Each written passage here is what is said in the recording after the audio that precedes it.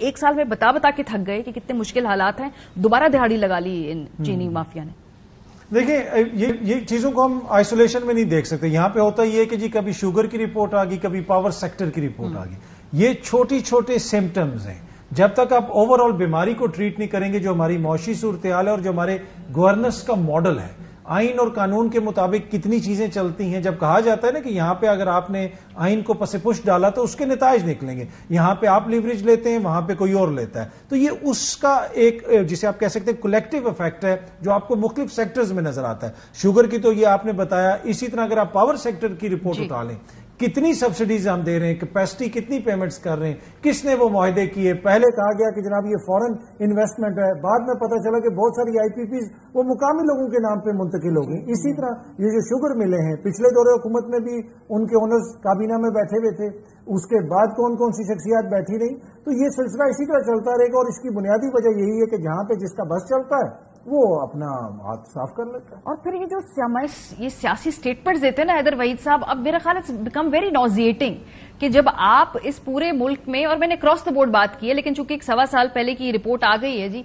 कि आप अवाम को कहते हैं कि जी आप अपनी पेटी कसें, मुल्क के हालात मुश्किल हैं, लेकिन जहां पे जिसका हाथ पड़ता है सब्सिडीज देने का वो वहां पे देते भी हैं और अपना बंदोबस्त करके जाते हैं। अब जब लोगों को 200 रुपए चीनी खरीदनी पड़ेगी, एटलीस्ट उनको पता तो हो कि ये किसको शुक्रिया कहना है इन्होंने। अब ठीक फरमा रही हैं, और ये आई थिंक कि बहुत शुरू से ही मेरे ख्याल से इसी तरह के निज़ाम में आई थिंक बर्थ हुई हमारे मुल्क की। काफी आई थिंक माइग्रेशन के वक्त कुर्बानियां तो आम आवाम ने दी, लेकिन शुरू से ही आई थिंक एलीट कैप्चर जो है it had taken root very solidly right from the beginning.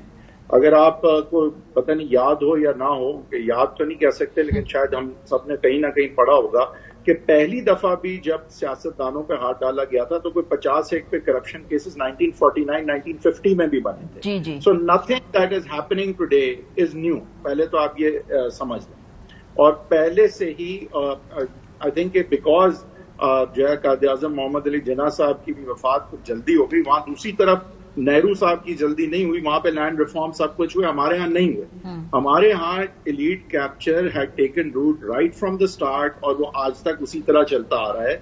और क्योंकि अब it's coming to a head, और क्योंकि ग्लोबलाइजेशन और कुछ इस तरह से टेक्नोलॉजी और इंफॉर्मेशन का निजाम इतना ग्लोबल हो गया है कि कुछ एक्सपोजर आजकल जो है वो ज्यादा होता है। लेकिन अगर हम देखें तो मेरा नहीं ख्याल कि कोई बहुत ज्यादा फर्क है। लाइक आई सेड कि चाहे आप ये लॉबीइस्ट माफियाज को ले लें, चाहे आप मार्शल लॉ के निज़ाम को ले लें, चाहे आप सियासी पार्टियों में जो है वो इजारादारी देख लें जिनकी है जिस तरह से है।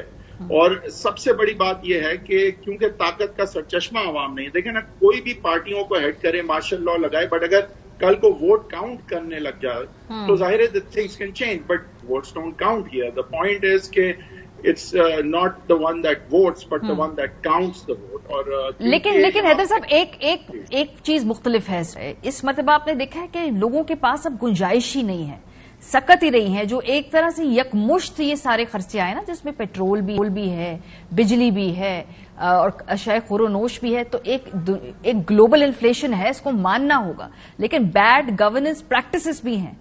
आई थिंक कि अब जो जिस स्पेस में एक मिडिल क्लास और जो एक लेबर क्लास का शख्स है वो इससे पहले कभी नहीं था।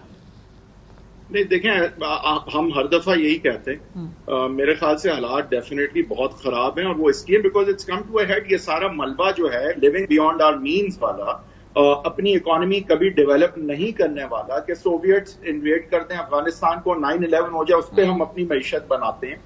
और ऐसे सेक्टर्स को जहां पे जिस तरह 70% of your parliamentarians are agriculturalist और there is no income tax on agriculture, आपके ट्रेडर्स जो हैं उन पे भी टैक्स नहीं है, वही सैलरीड क्लास पे आप टैक्स लगाते जाते हैं। वही इंडस्ट्रीज हैं जो आपकी इनपुट में ज्यादा डॉलर खर्च कर देती हैं, इंपोर्ट करके नाके के एक्सपोर्ट में कमाएं, उनको सब्सिडियां हर तरह की मिलती हैं। और जबकि टेक्नोलॉजी सेक्टर ले लें, पाकिस्तान को ट्रेड जो है वो कॉरिडोर बनाने के हवाले से ले लें, या हमारी इरिगेशन और एग्रीकल्चर जिसमें बेतहाशा इन्वेस्टमेंट करने की जरूरत है कि उसे प्रोफेशनली रन किया जाए, वहां पे हम देखते हैं कि कोई इस तरह की तवज्जो नहीं है। सही। और ये वो सर्विस सेक्टर ही है हमारी, देखें पॉपुलेशन जिस तरह से, जो कि हमारा सबसे बड़ा बर्डन भी है और कल को हमारे लिए بن سکتا ہے، اس پہ انویسٹمنٹ نہیں ہے. We are a service oriented country with zero human resource investment. بالکل ٹھیک بات آپ نے کہ کچھ بھی نہیں ہے ہمارے پاس.